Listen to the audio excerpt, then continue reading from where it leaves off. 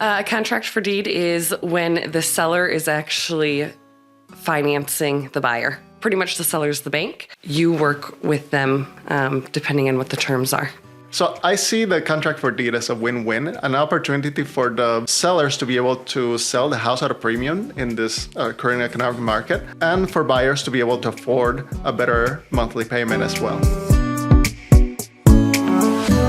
I see contract for deed as a tool. It's a really awesome way to sell the house without having to actually go through the formal sale process. So essentially you would have a contract that would lock in the price of the house, both for the seller and the buyer. And at that point, it just essentially guarantees an installment payment that it's going to be paid off in the near future. And it helps both the buyer be able to afford a house without having to qualify for formal financing through a bank. And it also helps the seller because, especially if somebody locked in one of these great interest rates below 5% that we had in the last few years, they might be able to sell the house with a little bit of a gain in the process. And in addition to that, have a cash flow that adds on to the purchase of their new house. As a seller, you can get a premium for your house when you do a contract for deed because, again, that interest rate is going to be lower than a traditional mortgage right now. So again, in return, the buyer's monthly payment is going down. It also helps with most homeowners refinancing in the last few years that they have an extremely low interest rate.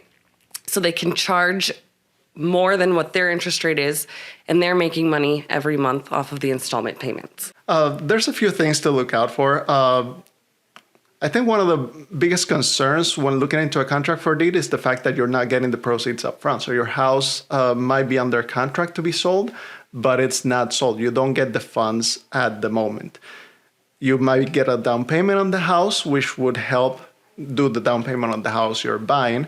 And it also helps us leverage to make sure that that buyer is going to make the payments. There's always the risk, just like any other type of financing, that at some point the buyer might not make the payments, and at that point you have to take back the house. However, it's a lot easier process than it would be for a bank to do a foreclosure. It's a contractual form, and therefore it just goes through an eviction process. If you are looking for a contract for deed, me as your realtor would start calling other agents that have listings that you're interested in and see if they're able and or willing to do a contract for deed. Sometimes contract for deeds are not the most popular, so explaining some of the benefits to both parties I think is very helpful. I mean, there are some investors and groups that would buy it, do a contract for deed with you. So there's tons of options out there. Yes, there's a different type of investors, and there's investors that are more active as landlords, and there are investors that just want passive cash flow every month. So if they have bought a house that perhaps they have done major improvements on, and they want to keep that as a rental, or at least gain that passive cash flow, the contract for deed would allow them to essentially sell the house on that installment payment with a horizon that, say, in 3 years, perhaps you're going to get paid back on. And at the same time, you still get that cash flow. I think we need to mention that Dwell, as an entity, is an organization that is actually very comfortable with contract for deed financing, both for sellers and buyers. And we can help.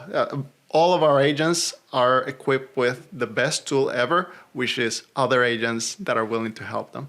And we work as a team to be able to make that dream of buying a house a possibility, and at the same time, making that process of selling a house achievable, even in this market.